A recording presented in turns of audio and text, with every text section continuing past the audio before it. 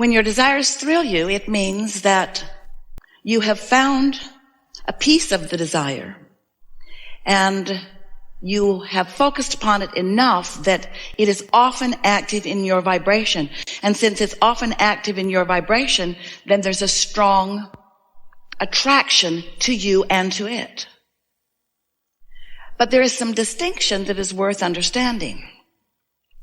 And in order to understand this important distinction that we're about to offer to you, you must first realize that you, in your physical bodies, are an extension of non-physical energy.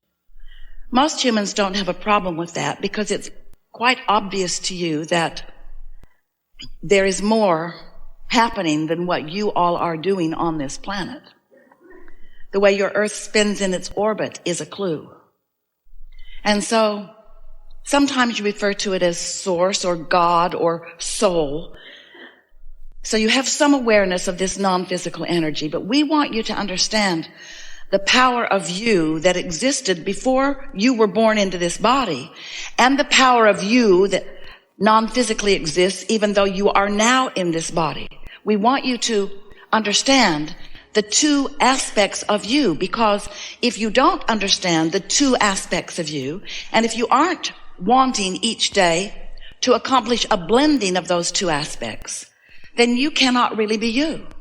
Then you may be doing things all day, every day that contradict who you really are. And so you are affecting a sort of separation. That's too strong a word, but you can pinch yourself off from yourself enough that you don't feel that good.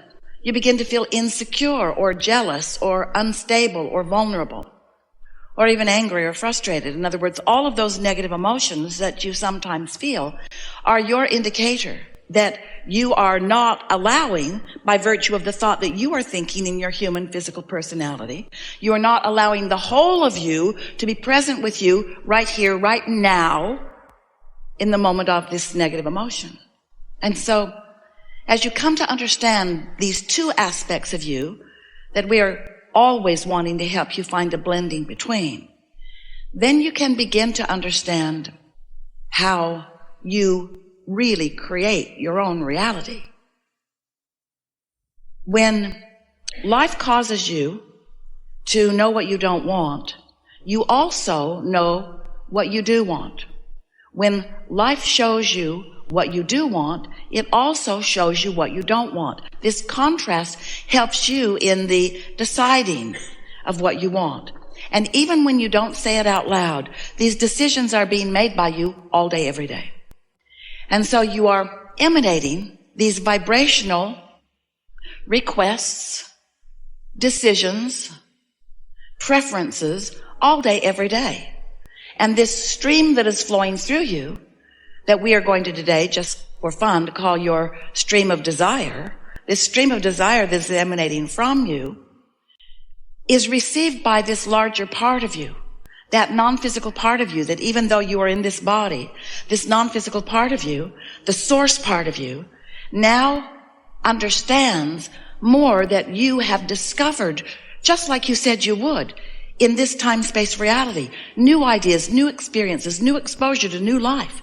This combination of beings that is happening right here in this room, both physical and non-physical, has never been before unto the universe. And this unique body of consciousness is going to produce today some thoughts, some ideas, some motion forward that has never happened before.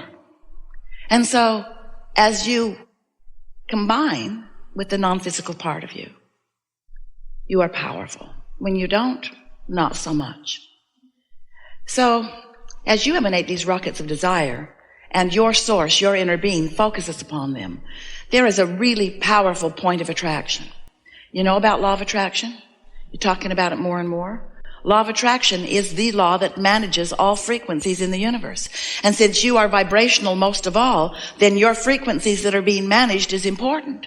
If you don't know that you're a vibrational being, then frequencies don't mean much to you. You just think you're seeing things and hearing things and smelling them and tasting and touching and doing stuff. You don't realize that you're creating through your vibrational focus.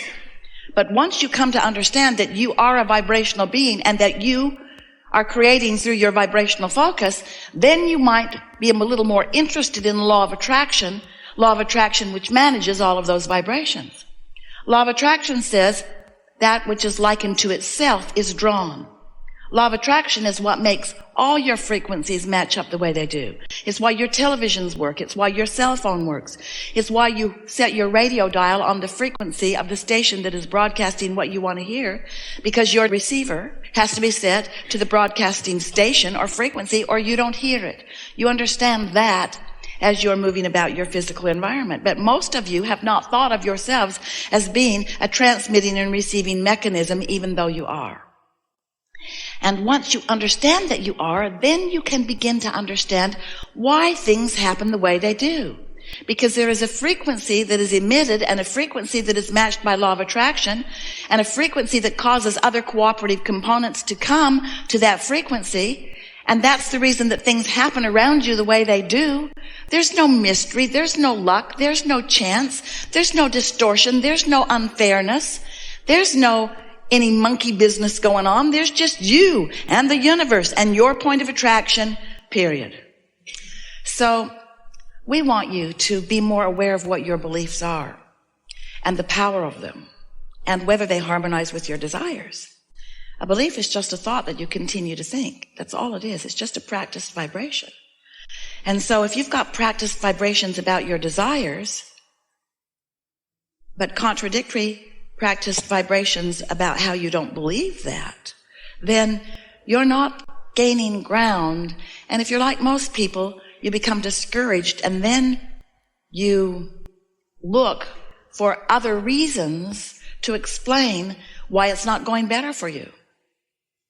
As you compare the results, the manifestational, actualizing, materializing results that others are getting as they're turning their thoughts to things, as you only measure the results, you do yourself a disservice because you have no way of knowing what their thoughts were that produced those results.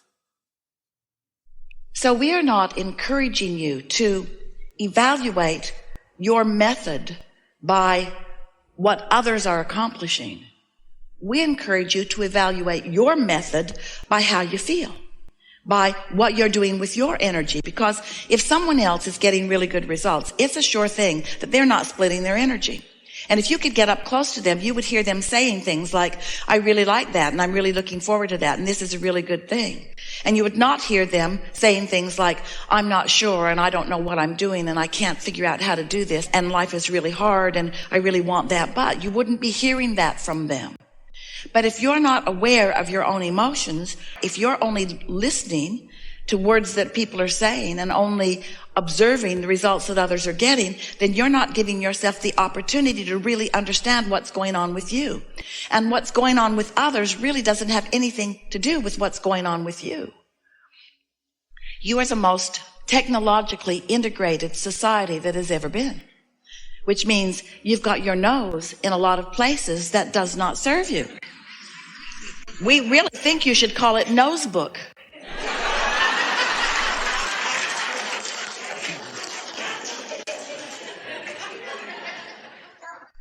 And so by giving so much of your attention to things that you don't have any control over really, you're just observing them, then you practice thoughts. You continue thoughts that often don't serve you. So deliberate creating requires deliberate thought. And deliberate thought requires a sensitivity to the way you feel. And a sensitivity to the way you feel requires understanding what your emotions mean. And so we can put it to you really, really simply. When you ask for something, which we call step 1, contrast causes you to do that. Step 2 happens, which source becomes a vibrational match to what you're asking for. When you ask for more money or for a relationship or for an improved anything, your inner being becomes the vibrational equivalent of it. When you ask, it is answered. But it is answered in a vibrational frequency that has a point of attraction that begins to attract the cooperative components. But unless you are in the same vibrational frequency, you're not privy to, you're not aware of, you're not part of, not quite yet, the awareness of the attraction of all of these cooperative components. So for a while, in order to get you to understand this vibrational world that we are wanting you to understand completely, we explained about step 1, you got that. We explained about step 2, it's answered. You didn't really get that because you couldn't understand why, if it was answered, why you couldn't see it yet. So we began to describe to you that it's happening, it's being answered in a vibrational realm, and you don't like that because it sounds like smoke and mirrors. It sounds like we're just trying to trick you into believing that you're getting what you want, even though you can't from your own resources see it. But we want you to understand that vibration precedes the manifestation. And once enough vibration is amassed, then it gets big enough and big enough and big enough that eventually you may begin to translate it through your own physical senses. So there's this vibrational reality that has amassed. It's so important that you believe in this vibrational reality. We gave it a name. We call it the vortex. The vortex of attraction is this swirling mass of energy that is bringing to it all things that you have asked for. Wrote a whole book about it so you'd think it was real.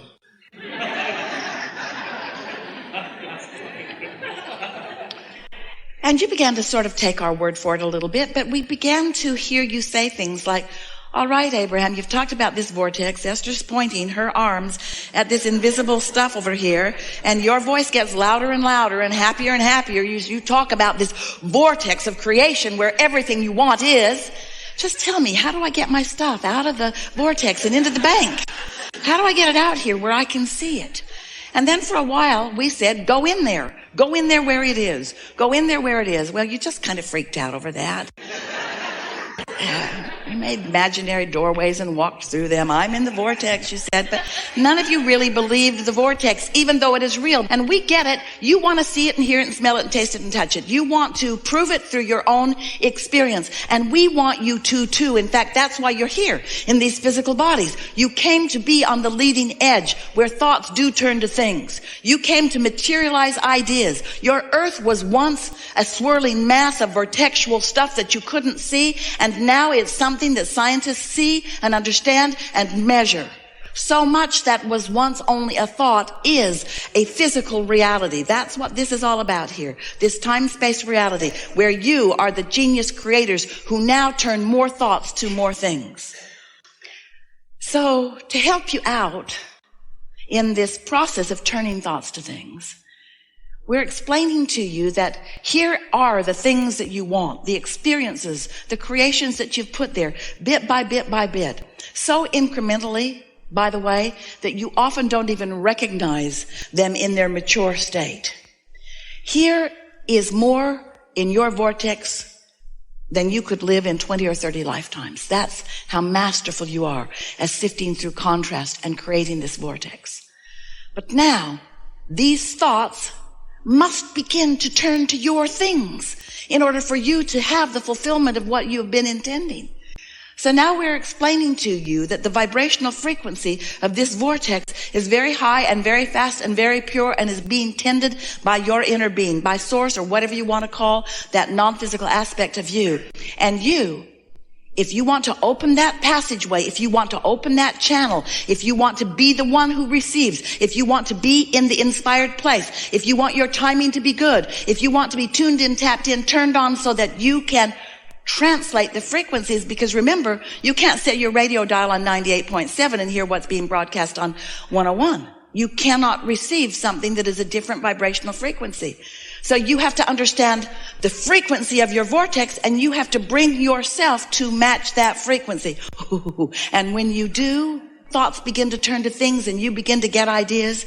You say, oh, I got the best idea. And the reason you did is because you were, it maybe only for a moment, in the frequency of the vortex, and you allowed this to transfer. You allowed through this open valve, you allowed this knowledge to flow to you.